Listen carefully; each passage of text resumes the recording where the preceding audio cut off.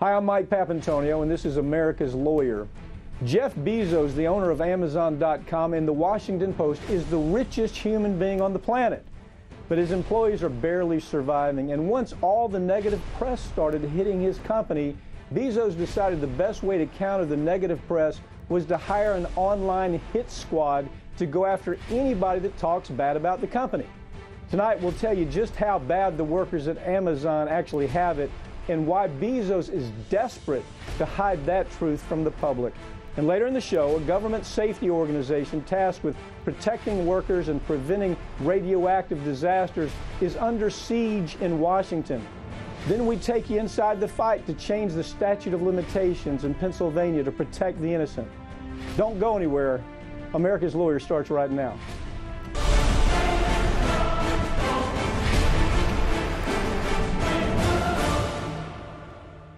Jeff Bezos would have to spend $28 million every single day in order to avoid getting any richer. That's roughly how much he pulls in on a daily basis from Amazon.com, the government contracts, and of course, advertising in the Washington Post. And while Bezos is enjoying his status as the richest human being on earth, the employees at Amazon are forced to live off government assistance, wear tracking monitors so the company can monitor how fast they're working, and even if they have to urinate in water bottles. While working, this is all kept up under that monitoring program. Bezos certainly doesn't want these kinds of stories reaching the public, so he's hired an online goon squad to fight his critics. And I have Farron Cousins from the Trial Lawyer magazine to talk about that, along with some other stories. Farron, you know, look, Bezos, there's so many stories about this guy that he's been so protected for so long. The story that comes to my mind, of course, is right here on the radar. It is that he has a bunch of flying monkeys that he has hired to go on Tweetersville, go on Facebook, show up everywhere to talk about how important and what a great guy Bezos is. Take it from there. It's really interesting because Amazon, they're not denying this. They admit, yes, we have these people out there. They're ambassadors to Amazon. Yeah. They all worked in the factories. They know what they're talking about. They worked in the warehouses. They're good people. But no, what they are, they're people who've just been hired to go out there and fight what essentially Bernie Sanders started, which is people telling the story of how horrible the conditions are. Bernie Sanders was very successful doing this with the workers at Disney properties, having to live in their cars, told those stories. Disney changed.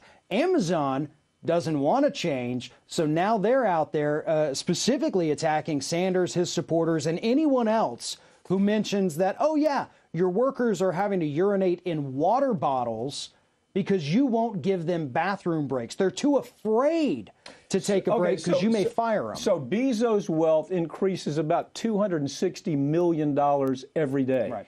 While he's doing that, he has workers that are living on, in other words, taxpayers are footing the bill, both on the way the delivery of the items through the post office, because he's not being charged the proper amount of money, and the idea that taxpayers have to take care of his workers because they don't have enough food to eat. They don't have housing. They don't have proper health care. So all of this is going on. And here's the part of the story. It drives me crazy that the media doesn't talk about it. But because the Washington Post is absolutely part of the spook industry. And it's so evident. Here you've got a guy who makes billions of dollars through government contracts. And the government contracts is, how do you spy on people? How does Amazon spy on people? The Washington Post is merely an extension of that. You know, and you've seen a couple of writers talk. I think Matt Taibbi's talked about it. You see some people getting around the edge of it. But we have to start looking at the Washington Post as simply an extension of the spook industry. So he's got that coming at him. People are starting to figure that out. He's got this coming at him. But he seems like he's not fazed by any of this. Right. For the longest time, Amazon.com itself was not turning a major profit. So where Bezos gets all of his money is from these contracts that Amazon has to provide these cloud services and other, generic services for the Department of Defense, which includes the Pentagon, the CIA, everything. Amazon's their go-to company for any kind of digital services, which, as you pointed out, includes drone technology at this point. And that's where Bezos' money is coming from. But none of this is helping the workers. Richest man on the planet, treating his workers like absolute garbage. Yeah. And what's interesting is these flying monkeys, I like to call them flying monkeys, that appear talking up Bezos. He calls them his ambassadors. Really what they are, he says this. He says, no, these are people that came from these warehouses. They've worked in the warehouses. It's as if it's some kind of cult. He says, they're almost like Moonies when you listen to what they have to say. You wonder whether they're suffering from Stockholm Syndrome. That's how crazy it is. You know, if you have any doubt about how bad the corporate media is, then consider this. A story of how a reporter was recently reassigned after writing an unflattering report in one of Bloomberg's advertisers. Now, you and I have had firsthand experience of this very thing. That is, you produced the show where I went on Joe Scarborough's show, who, by the way, used to be my law partner. Interesting connection most people don't understand. But I appeared on a show, and I talked about a wood that was arsenic-soaked wood that they were using in children's playgrounds.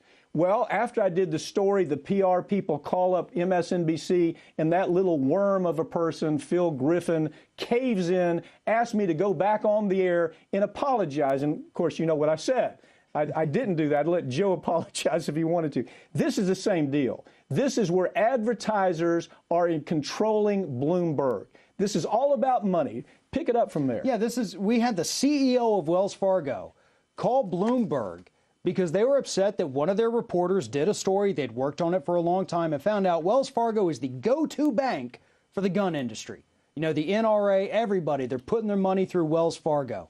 So they did the story. I mean, that is such a harmless attack for Wells Fargo to overreact to, because we have our little rap sheet here that we use all the time. This is amazing. They could have done stories instead on the $5.5 billion in mortgage abuses from Wells Fargo, the $2.9 billion in banking violations, $1.5 billion on toxic securities abuses, $1.2 billion on false claims Which, by acts. the way, they didn't do stories. Now, they did some of the stories, but not the real big stories.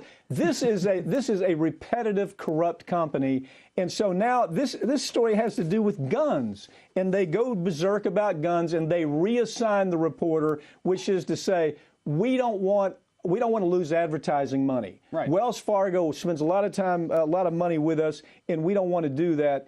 Look, same thing happened. Ed Schultz, who's a dear friend of ours for so many years, you know, the same thing happened with him on MSNBC.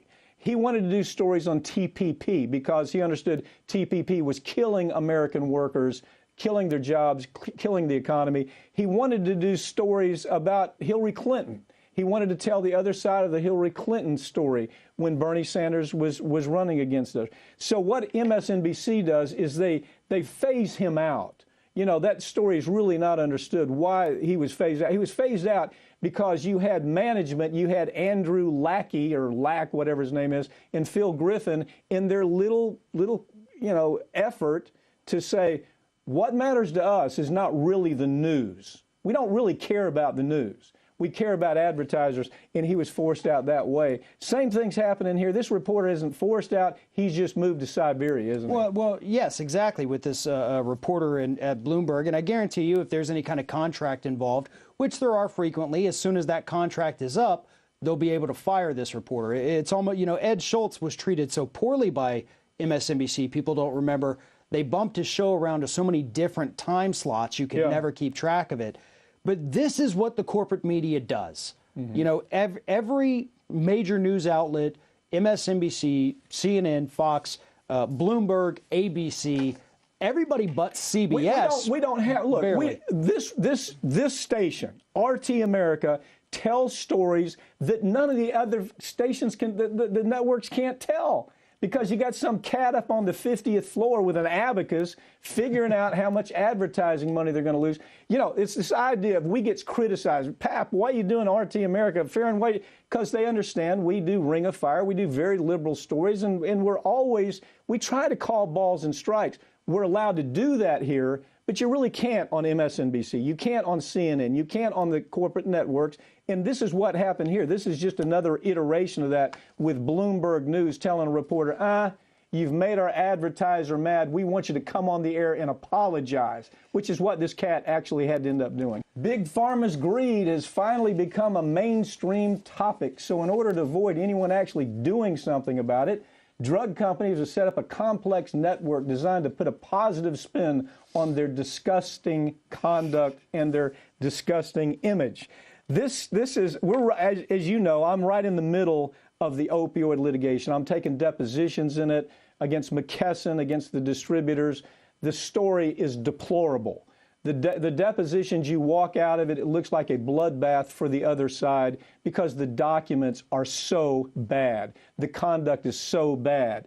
And anybody sitting in those depositions, sometimes there'll be 50 lawyers sitting in the deposition observing what's going on, and they see how bad it really is, and they go back home and they say, we got a problem. So how does the industry take care of the problem? Well, this is a great story by Wendell Potter, a great friend of ours at Ring of Fire. Yes, but yes. It talks about the fact that AmerisourceBergen, one of the distributors of these opioids, they put together a foundation to help, get people off opioids, and they funded it to almost $1 million. They spent almost $1 million on this foundation, and everywhere they've gone to work with police officers to help get people off opioids, they get all this positive press. People say, look what this drug distributor is doing, such a good company, but they've pulled in billions off opioids, and they've spent less than $1 million. Let me put it in perspective, okay? McKesson, in revenue last year, did $193 billion, okay? Now, they're one of the people that threw gasoline on the fire. They were simply a legalized drug cabal. That's really all they are.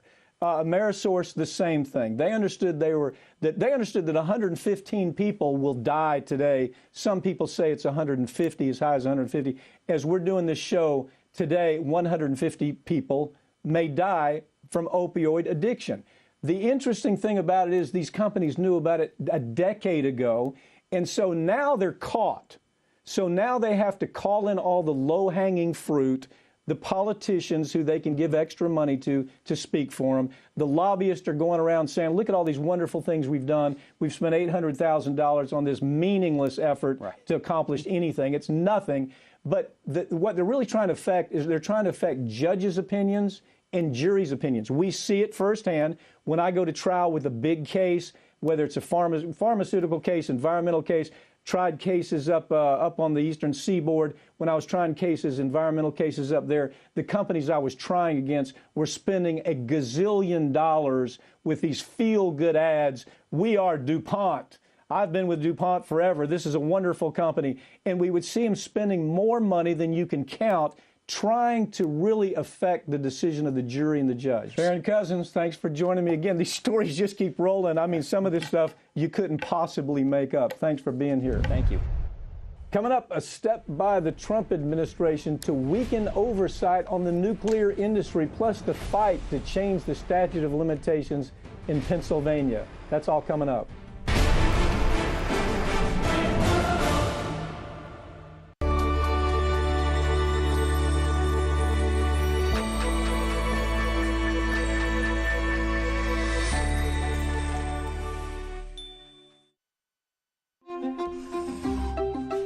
I'm Larry King, questioning, listening, learning. You know, I've always said I never learned anything when I was talking. It's important to listen. Question more. I'm Chris Hedges. The corporate coup d'etat has destroyed our democratic institutions. The commercial media is burlesque, part of the reality show presidency. Expose the trivia, lies, and deceit. On Contact, question more.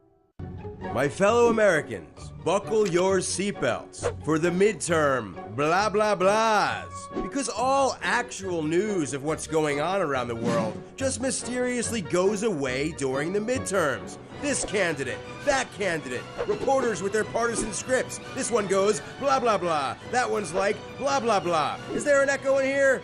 If only there were a news network with zero midterms coverage. Wait, there is. You've found it.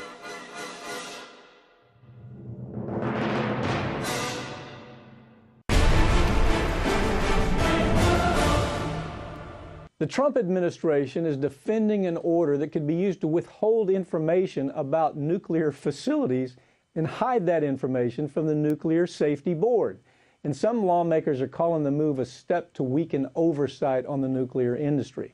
Joining me to talk about this is Brigida Santos. Brigida, the Trump administration has quietly taken steps that are going to inhibit independent oversight. And really, to me, I don't know how you can get around it. It's a high-risk problem because we're talking about nuclear facilities. What's your take on this story? These new rules will significantly reduce the authority of the Defense Nuclear Facility Safety Board, which has acted as an independent watchdog on the industry since the late 1980s. The board's role is to assess the safety of U.S. nuclear weapons facilities and make recommendations for improvements based on near accidents and confirmed incidents. But these new rules aim to limit the board's access to information, cut the number of nuclear weapons-related facilities it can make recommendations on by 71%, take away its authority to oversee protections for 39,000 nuclear workers, and prevent board members from speaking to laboratory staff without direct permission from the Department of Energy. Now, these orders were first published in May, but the first of 3 hearings was held on August 28th last week. Now, until now, Congress and the public have not been given a chance to comment on this, and they were not made aware that these changes were coming down the pipeline. In fact, the only people that were alerted to these changes were the contractors, the private contractors that are overseeing and operating these nuclear facilities. Brigida, members of the Defense Nuclear Facility Safety Board, both Democrats and Republicans, have been united in their criticism of the Energy Department's order. I mean, understandably. I mean, all you have to do is look at the meltdowns that have taken place across the world. I mean, Chernobyl, now we're feeling the effects of Chernobyl in the U.S. You know, the truth is you can't safely do this if there's anybody that's kept in the dark. This has to be something where people at every level know about potential problems. But here, this is just the opposite of that. What is your take on that? This is absolutely the opposite of that, and it is a bipartisan effort. Board members on both sides of the aisle, Democrat and Republican, are saying that getting rid of oversight is incredibly dangerous for public safety, for the environment, and for the safety of the workers in those nuclear facilities. So they want to suspend this rule and at least give the public and Congress the appropriate time to comment and weigh in on whether this should move forward or not. Well, you know, this has really been kind of the MO of this administration and to some degree last administration, where we don't really have public meetings anymore. We don't really tell everybody what's going on. We kind of do it on a Friday night when nobody's paying attention. This is one of those situations. Fortunately, with bipartisan support, we may not have that problem. The industry, though, is calling the Nuclear Safety Board as an excessive regulation, that it's somehow inhibiting innovation. It's inhibiting progress in the nuclear industry. We hear this every time. Every time we want to shortcut regulations, there is, oh, gee, we're losing money, we're not progressing, it's because of these bureaucrats are making us follow some rules. When was this 5-member board formed, and what reasons was the board formed to begin with? This board was formed in 1988 toward the end of the Cold War, and the reason it was formed was to oversee the Department of Energy's nuclear complexes, which lacked accountability and were riddled with problems, including poor safety conditions and radiological contamination. Prior to the board's existence, the Department of Energy regulated these facilities by itself. It was doing its own oversight, which is clearly problematic. And while the board does not have regulatory power, all its recommendations were adopted by the Department of Energy until about 2008. Is the order consistent with the Atomic Energy Act? I've got about a little less than a minute. What is your take? Is there consistency here? The board members say that it is not consistent at all with the act. Thank you for joining me, Brigida. Thanks, Mike. 3 words that separate the thousands of Pennsylvanians who say they were molested as children by Roman Catholic priests from receiving both justice and compensation for their suffering. Those 3 words are statute of limitation. And that's the reason why just 2 of the 301 priests named in the grand jury report on sex abuse of children by priests have been charged with crimes. Joining me to talk about this is Molly Barrows, legal journalist for Trial Lawyer magazine. Molly, kids and Catholics. I mean, same story. We've done this story, but every week we're finding some new edge to it. What is your take on this issue? Statute of limitations, they have things they can do. Exactly. Legislation can take care of this. Well, and to me, that's what this is really about, because it just keeps coming up, as we talked about before. The Catholic Church has continued to get a barrage of criticism, whether it's in the United States, this latest grand jury report in Pennsylvania, even in Ireland, apparently ground zero for a lot of these claims of abuse going back for decades. But basically what's going on in Pennsylvania is they've got recommendations from the grand jury that spent 2 years looking into this, saying, hey, if we really want to do right by these victims, find justice for them, then we need to make some real changes to our law. And that includes changing the statute of limitations. It also means not having these victims sign non-disclosure agreements that keep them from being able to report this and work with law enforcement. So what I feel like we're seeing now is this is the time that they could make some real changes that would help these victims, and they're not. They're still making it political. Molly, you've been a reporter many years. You've covered a lot of stories on this very topic. One thing that this seems so apparent, we're seeing it with the Pope.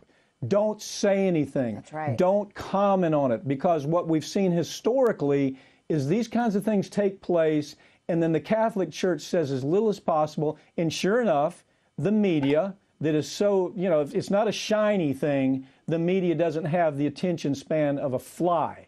They can't pay attention to it for more than a little bit of time. So the Catholic Church has used that as part of their playbook, haven't they? Absolutely. You see that happening here? What's your take as far as what your experience covering these stories? You've covered many of them. Yes, and it's the exact same thing you see time and time again. The system, whether it's apathy of the system or deliberate choices by people within it, whether it's law enforcement or these priests or people within the community, they had different allegiances and agendas, and none of them were for the victim. None of them were doing the right thing. So many of these victims don't really have a hope of finding any kind of justice, because lawmakers in Pennsylvania are really refusing to take up the matter, if you will, or make decisions on statute of limitations. Right now, they can only file a civil suit until the age of 30 if you're abused as a child, and file criminal charges all the way up until you're 50. But these are charges going back decades. Well, part of this is and you've seen it in the cases that you've covered.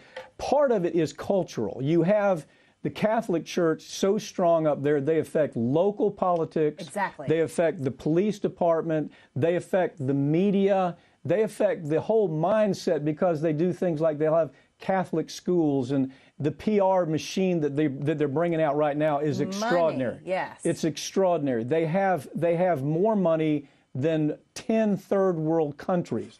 And their whole goal here is to hang on to that money. Absolutely. And they figured out the cheapest way to do it is to avoid, like you got State Rep, Mark Rossi. Mark Rossi is saying, we need to do something to change the law. Absolutely. Look at the criticism that Rossi is already under for saying that. He's getting it from the media. He's getting it from every source. This is part of the playbook, though, isn't it? It is, because this is a Democrat. Rossi, also a sex abuse victim himself by a priest when he was a child, and he's under the fire from folks like Senate President Joe Scarnati, who is a Republican, who's basically saying, oh, it's terrible what happened to these kids. We do need to make some changes, but it sure shouldn't be retroactive. And that's what folks like Rossi are pushing for, and including the governor as well of Pennsylvania. He's saying at the very least, we need to raise the statute of limitations to be proactive, create a window that's 2 year, gives 2 years for these older victims to come forward and file civil suits so that they can receive some kind of justice. And Rossi also brings up another important point, and this is why I think so many victims don't feel like they're really getting justice, is he's saying this is a public safety issue, not just statute of limitations like, oh gosh golly, I can't point the finger at my accuser anymore or go after them for some cash. They can't catch these people who are still doing this. There's no cure for pedophilia. Here's what's interesting about it. They can still charge these priests if they want to. You understand? They can still charge them with crimes. They can still parade it through as far as it'll go in a trial. There's a lot of things they can do if they were willing to do it. And they're not. But the truth is the Catholic Church has such control. Go to Boston, they run Boston. Sure. Go to parts of Pennsylvania, they run parts of Pennsylvania. Anytime you have that Catholic stronghold where they're in control of politics, they're in control of culture, they're in control of the media, this playbook that we're talking about is so classic. There's not one thing, there's nothing at this point that prevents them from going ahead and making some charges even if there's problems with the charges down the road, the story can be told and something can be done about this. They could also improve their image with people around the world and bring justice to these victims of pedophiles and put a stop to them and put them in prison. Yeah, I mean, if you think about it, you talked about Ireland. Even in Ireland, my God, how do you get any more Catholic than that? Finally, the people are taken to the streets saying, enough. Mr. Pope, you need to be heard on this. Right. You need to say something. No more You can't words. just start talking about garbage in the ocean. Can you imagine? Now, that's a problem. Don't get me wrong. But it's offensive when your problem is Yeah, abuse. he's talking about garbage in the ocean rather than talking about the bottom feeder freaks. Exactly. The bottom feeder freaks that seem to overwhelm the Catholic Church at this point. And until we get somebody who's much more aggressive and is willing to say, you know, here they are. We're not going to defend them anymore.